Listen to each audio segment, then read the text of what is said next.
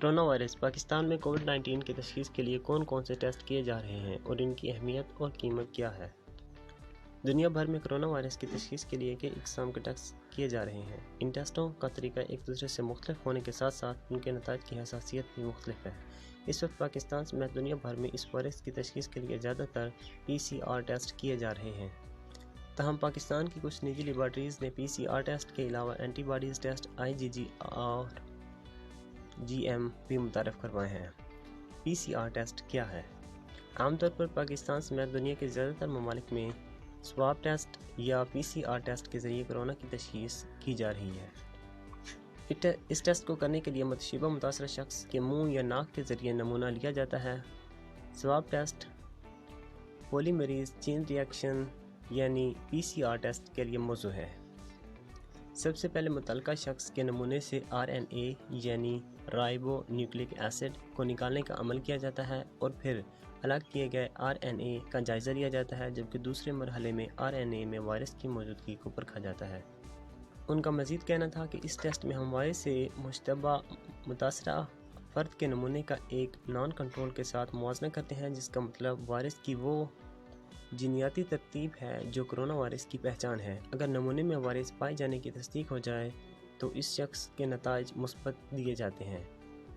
Test کے نتائج عموماً 24 سے 72 گھنٹوں میں آ جاتے ہیں۔ اس ٹیسٹ کو سرکاری لیبارٹریز میں مفت کیا جاتا ہے، جبکہ نجی لیبارٹریز میں اس ٹیسٹ کے تقریباً 8,000 روپے وصول کیے جاتے ہیں۔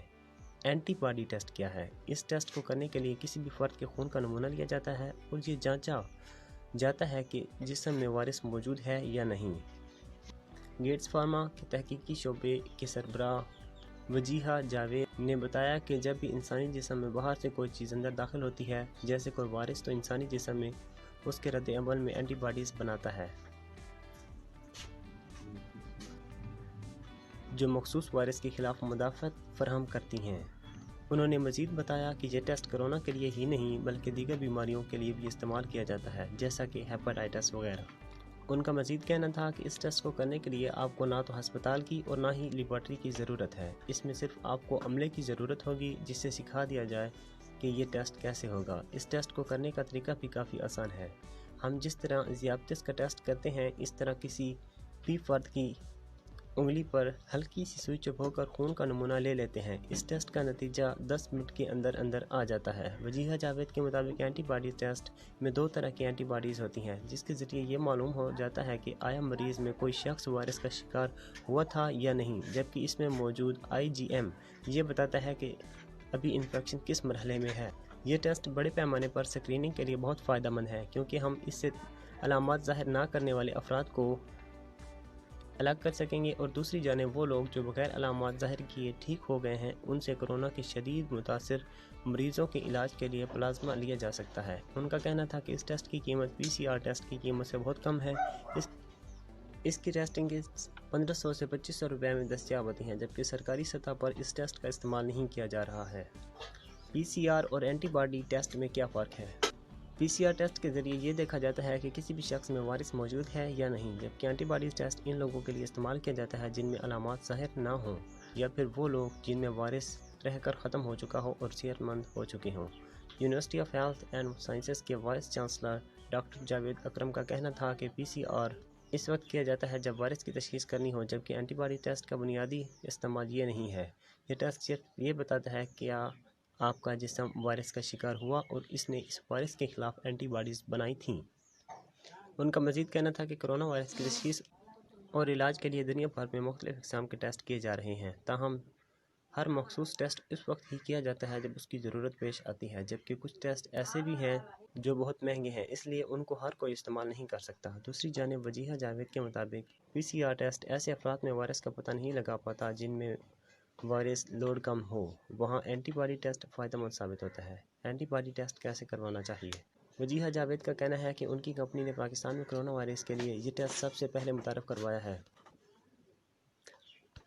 ہم نے بطور تحقیق اپنی ہی کمپنی کے ملازمین کی اینٹی باڈیز ٹیسٹ کیے۔ ٹیسٹ کرنے کے بعد جب لوگوں میں کرونا کی تصدیق ہوئی، ان میں سے 90% لوگوں میں کسی قسم کی کوئی علامات ظاہر نہ ہوئیں۔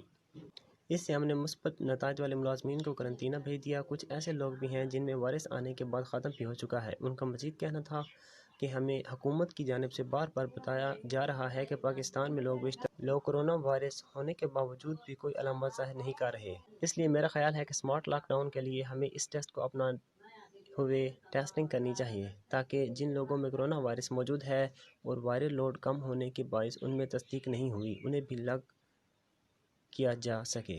دوسری جانب وہ کمپنیاں جنہیں یہ ڈر ہے کہ ان کے لیے کام کرنے والے ملازمین میں کسی کو یہ وائرس تو نہیں ہے، وہ بآسانی اس ٹیسٹ کے ذریعے پتہ لگا سکتے ہیں کہ کسے کام پر بلانا ہے اور کسے قرنطینہ بھیجنا ہے۔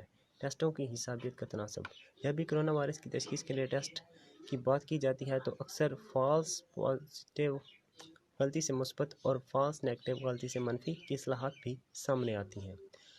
رافعہ حیدر نے بتایا کہ فالس نیگیٹو سے مراد ہے کہ جب مریض کا نمونہ صحیح طرح نہ لیا جائے یا اس کی مقدار ضرورت سے کم ہو تو یہ ہو سکتا ہے کہ ان کے مطابق اس میں غلطی کی گنجائش ہوتی ہے، کیونکہ اس ٹیسٹ کی حسابیت 70% ہے۔ تاہم فالس پازیٹیو تب آتا ہے جب مشتبہ مریض شخص کے نمونے ترسیل کے دوران یا تو کسی باہر کی چیز سے مل جائیں یا غلطی سے کسی مثبت نمونے کے ذریعے ملاوٹ ہو جائے۔ وجیہہ جاوید کے مطابق فالس نیگیٹو نتائج آنے کی وجہ کسی شخص میں وائرس کی وائرل لوڈ کا کم ہونا بھی ہو سکتا ہے، تاہم اس کا مطلب یہ ہے کہ مریض میں اس وائرس کی مقدار کم ہے۔ ایسے افراد میں اگر اینٹی باڈی ٹیسٹ کیا جائے تو ان کی حساسیت تقریباً 90% ہوتی ہے۔